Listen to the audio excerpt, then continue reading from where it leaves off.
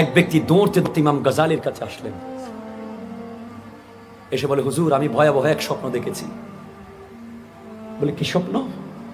বলে, আমি স্বপ্ন দেখতেছি বিশাল এক ভয়াবহ বাঘ আমাকে দৌড়াচ্ছে।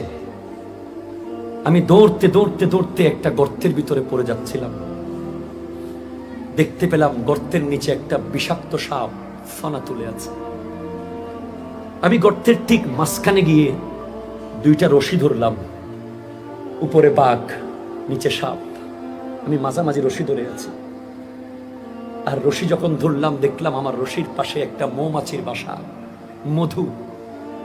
আমি উপরে বাঘের কথাও ভুলে গেছি, নিচে সাপের কথাও ভুলে গেছি। হঠাৎ আমি ওই মৌমাছির মধু দেখে সেখান থেকে মধু খাওয়া শুরু করলাম। কিছুক্ষণ পর দেখি একটা সাদা ইঁদুর এসে রশি কাটতেছে, আর একটা কালো ইঁদুর এসে রশি কাটতেছে। কাটতে কাটতে রশি একেবারে শেষ পর্যায়ে যখন চলে গেছে, আমি ধপ করে যখন পড়ে যাচ্ছি নিচে সাপের মুখে, আমার ঘুম ভেঙে গেছে। হুজুর, এই স্বপ্নের কি ব্যাখ্যা হবে একটু বলুন না? ইমাম গাজালি বলছেন, তোমার যে বাঘটা তোমাকে দৌড়িয়েছিল সে ছিল আজরাইল ফেরেশতা। প্রতি মুহূর্তে তোমার পিছনে আজরাইল লেগে আছে। যে সাপ তুমি দেখেছো সেটা তোমার কবর ছিল, কবর।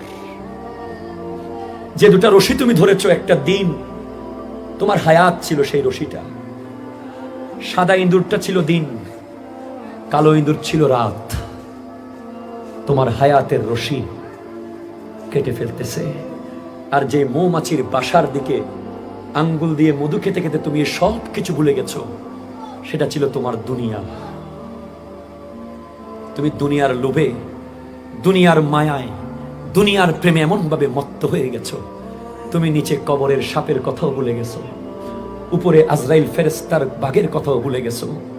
এইদিকে তোমার হায়াত যে কেটে যাচ্ছে প্রতিদিন, তুমি ভুলে গেছো, তুমি ভুলে গেছো, তুমি ভুলে গেছো।